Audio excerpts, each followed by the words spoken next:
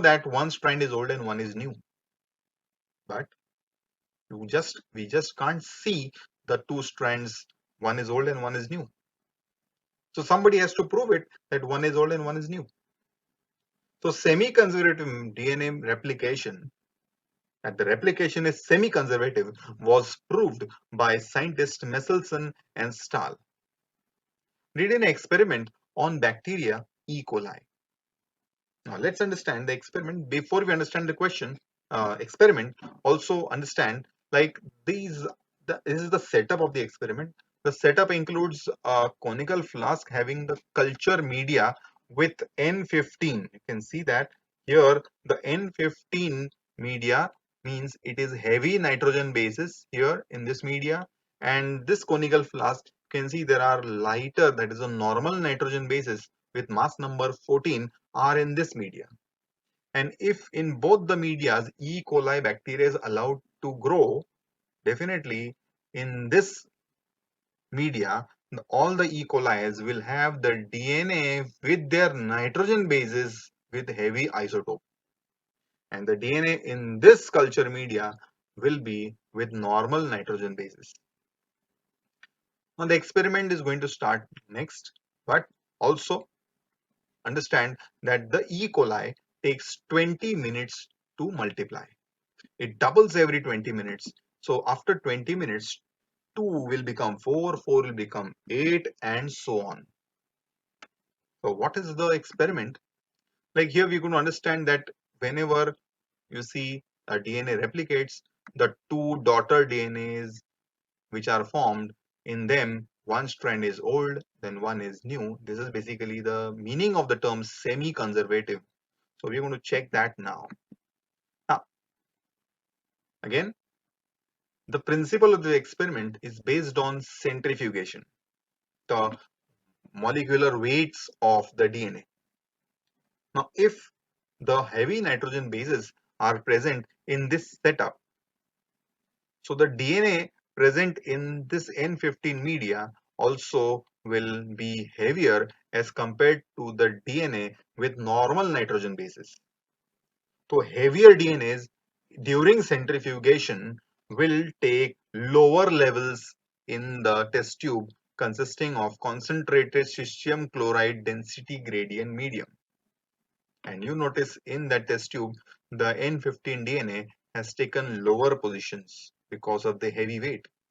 Whereas, if you consider N14 DNA in the centrifugation, it will take the upper areas during centrifugation because of their lighter weights. Let's start with the experiment. Now, Meselson and Stahl did what? Now, this medium with N15 nitrogen bases, the bacteria in that, he selected some bacteria which have N15 in both the strands, and they transferred this E. coli into this N14 media. Second media, the N14 media does not have any bacteria currently, but one bacteria from the N15 is going to be transferred into the media with N15. Now, students, we have to notice, we have to remember that E. coli multiplies in every 20 minutes. It doubles. In every 20 minutes, we will isolate the bacteria and we will check the weights of the DNA. What changes are to be noticed. So in the same cesium chloride medium, we will observe the changes. Now what is expected to happen once the N15 DNA enters the N14 media? Now if it wants to replicate, what is expected to happen inside this N14 media conical flask? Let us have a look. Now in this conical flask consisting of N14 media, suppose the N15 DNA is there. Now once it will replicate, the new strands are going to use N14 nitrogen bases, and the two new DNAs are not going to be heavy, but can I say they are going to have a medium kind of weight? So this is the first generation DNAs which are not heavy, not light, but medium. And yes, you can make out that in the two new DNAs, one strand is old, the other is new. Again, if you allow them to replicate for the next generation, Again, after 20 minutes, if you isolate the DNA and if you check the weights, only half of them will be medium weight and half of them will be the lighter weights. Again, after 20 minutes, if you notice, all of them will replicate, but now the amount of lighter DNAs are going to be lot more than the medium weights. Now, this proves something. In this particular screen, you can see the colors only are indicating that in every new DNA, one is old and one is new. So how this was proved? This was proved with the help of the same cesium chloride centrifuge method.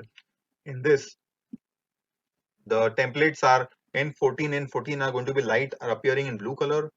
The medium weights are going to be one strand with N14, the other going to be N15, and the heavy are going to show both those strands N15. Now the heavy are going to be in the lower part. Now after 20 minutes, all the DNAs have one light and one heavy. So medium weight will appear in the middle of the test tubes. Now, once it goes for more 20 minutes, after say 40 minutes, it is going to have 50% lightweight DNA and 50% heavyweight. Now, if you continue it for again 20 minutes, that is after 60 minutes, you'll find more of lightweight DNA than the hybrid medium DNA. And again, finally, a stage will come where you'll get maximum of lightweight DNA and very minimum of the medium DNA. So this proves that whenever DNA replicates, one strand is always new, the other is always old. Both the strands new or both the strands old are not possible. Thanks to Meselson and Stahl's experiment, because of them, we